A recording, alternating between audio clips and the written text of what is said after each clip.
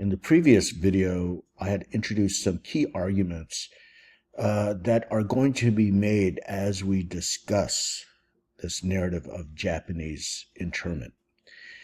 But also, before we engage with this narrative, I want to also introduce some keywords, and some of these I've already introduced.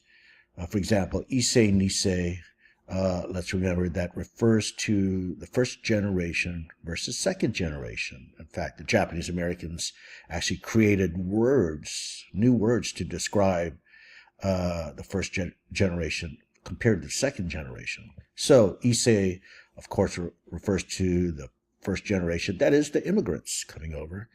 Nisei refers to those born in the United States. So they're American, they have American citizenship, as guaranteed by the 14th Amendment, birthright citizenship.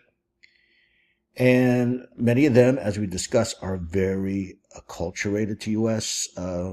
Society. They're assimilated to U.S. culture, very American in their outlook. In fact, some of them couldn't even speak Japanese. Moving on, I also introduced this earlier. This is the executive order issued, of course, by the President Roosevelt at that time, Franklin Delano Roosevelt, which would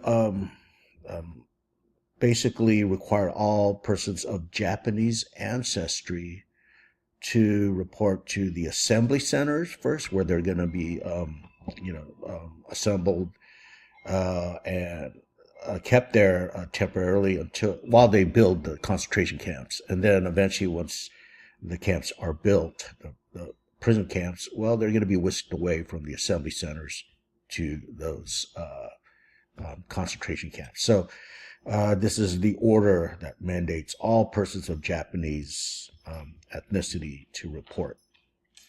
Now, fifth column is an interesting term that actually was first used during the Spanish Civil War, which happened just a few years earlier to this episode of Japanese internment and World War II.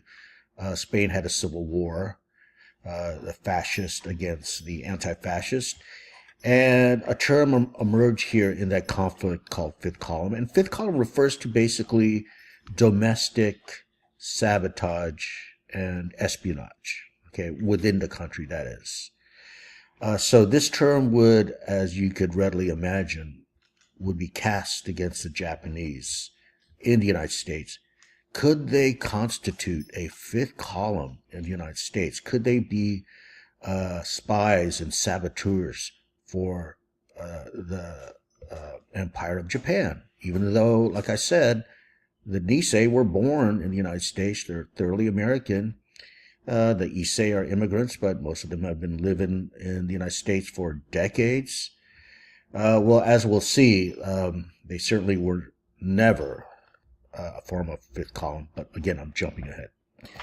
All right, the politics of incarceration, I'll get to that in a second because there's a separate slide to that. But I'll jump right to Orientalism because this is going to connect with General DeWitt and his argument for military necessity. Orientalism is something I introduced earlier in the course, but here is the framework of Orientalism. Orientalism is an ideology, it's a worldview, it's a system of beliefs that arose during this age of European imperialism, overseas colonialism and imperialism that happened really since 1492 through its peak, which was like around World War I. World War I is when you see the collapse of, the European imperial system. In fact, World War I was basically a war between different empires in Europe. That was global. It was a world war because of the colonies abroad, right? In any case, Orientalism emerged, and that's the view that the world is divided into two partitions or two segments. That's the Oriental world, and the opposite of that is the Occidental. And by the way, that's spelled Occidental, the Occidental. Okay, or you could just call it the Occident versus the Orient. So the two are, again, so different from each other. And let me remind you that Orientalism is a European worldview. They came up with this view as they colonized the world outside of Europe. And when they went to parts of Asia, even the Middle East, which is considered Oriental, so to speak, they couldn't help but notice that the Oriental world, so to speak, again, was so different from the Western world, from European societies, European culture. For example, not only racially did the people look so different, but their culture, like, for example, their handwriting, right? It's not using the same kind of script that we see with, with European handwriting. The language itself, very harsh to their ears, the European ear, perhaps even dissonant, and unattractive sounding to them. Think of anything from architecture. It looks different, right? The buildings, the houses, to even the way they dress, so different. The foods are so different. Oh, they eat with chopsticks, and they have different types of, you know, um, types of food that Europeans thought was so strange. So it's this, if you will, exoticism that led them to conclude that the so-called Oriental world was so different that it could not really meet the Occidental world. There could be no meeting ground between the two. The two are at fundamental variance with each other. Okay? So that's the view of Orientalism here. That, there's the Occidental world, the Oriental world, and the two will never meet. And there's a corollary to this ideology or worldview, and it's this, that you can't take that Oriental person and situate them in the Occidental world or the Western world and expect that Oriental to fully assimilate. Okay, they're forever Oriental. They're forever foreigner. All right, and hence you have this stereotype here of Orientals, or you could just say today, persons of Asian descent, as quote unquote perpetual foreigners. Where do you think that came from? It came from this worldview of Orientalism. Okay, so this notion that persons of Asian descent are forever foreign. Okay, now this sounds preposterous to us today, for most of us, right? Especially in California, especially in a big urban area like Los Angeles or San Diego or San Francisco, where there's so many persons of Asian descent. Of course, Asians could assimilate. In fact, I'm speaking right now, and I'm a second generation Asian American. My parents were immigrants. But back then, most people in the Occidental world could not imagine it. Okay. I will say, though, in some parts of the world that's Occidental, so to speak, you don't hear that term a lot anymore. Occidental. Well, there is Occidental College, right, in Los Angeles, but again, you don't hear the term Oriental and Occidental that much. That's because it's outdated. But in any case, perhaps in some areas where there's not a lot of Asians, some people may still believe in perpetual foreigner or take that as an assumption about persons of Asian descent. In fact, I personally have had people who are visiting California from the Midwest with no Asians, or let's say from the South, and they say, "Hey, you speak really good English," right? As if I'm, a foreigner, right? Or I've heard other persons of Asian descent tell stories about similar incidents when they go to areas where there's no Asians in that part of the United States. Okay, so again, that's where this comes from. Now, hopefully you can see how this is going to eventually connect with internment, because it's going to be assumed that Japanese, being Oriental, are indeed foreigner. They're not American, right? How could they even be American? It's impossible. It's inconceivable according to Orientalism. And indeed, we'll look at some of this general who was in charge with West Coast security after Pearl Harbor, General John DeWitt. And of course, he has to come up with the rationale as to why the Japanese Americans should be evacuated from the West Coast and sent eventually to prison camps. Well, he stated his official reason as military necessity. Of course, that translates to what we call national security today.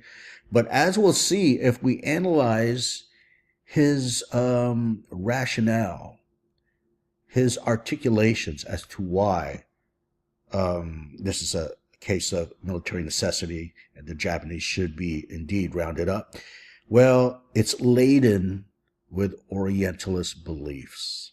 Okay, we'll get to that later.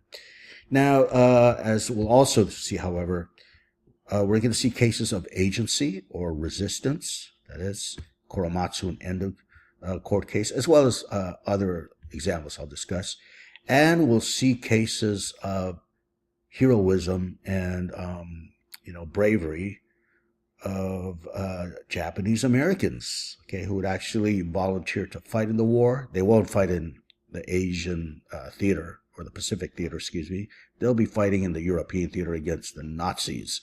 But we'll see how they turn out to be one of the most decorated regiments in military history. And that's the 442nd Regiment, comprised of Nisei soldiers. Now, this slide right here is going to delineate some of the legal issues, really, and the political issues behind Japanese imprisonment and incarceration. And again, let me remind you that this event is unprecedented in U.S. history at the time, and still has not reached to the same degree, afterwards. Okay, so this is what I call the politics of incarceration, because it's dealing with legal and political issues. Let me remind you what's going to happen. You're going to round up and imprison an entire social group that's based on race, right, and national origins. But even, actually, I shouldn't say national origins, because many of them are Nisei, right? They are born in the United States. Okay, so if you're going to imprison someone in our country, of course, they have to be charged with a crime. So that's one of the issues at stake here for the Issei and Nisei who are going to be imprisoned.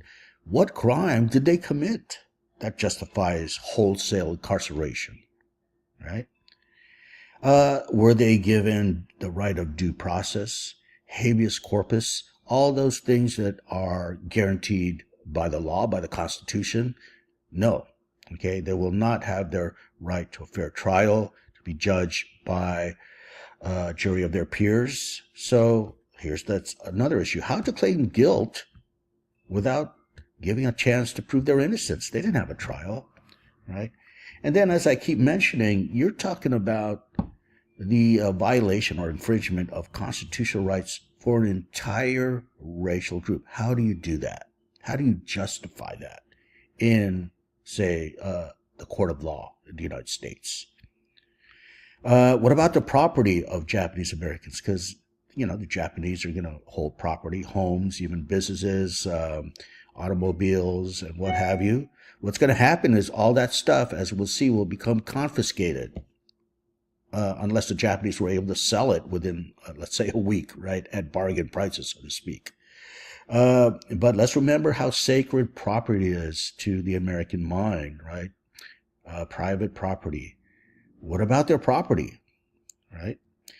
Now, as we're going to see here, and as I have alluded to previously, what's going to override the Constitution is military necessity. That is to say, all these factors here, legal and political, that's, listed here, well, it's going to be justified as being swept aside for the sake of national security, because the United States viewed this as a period of crisis, and therefore something needed to be done immediately. Well, this means that we have to hold the Constitution in abeyance, if you will.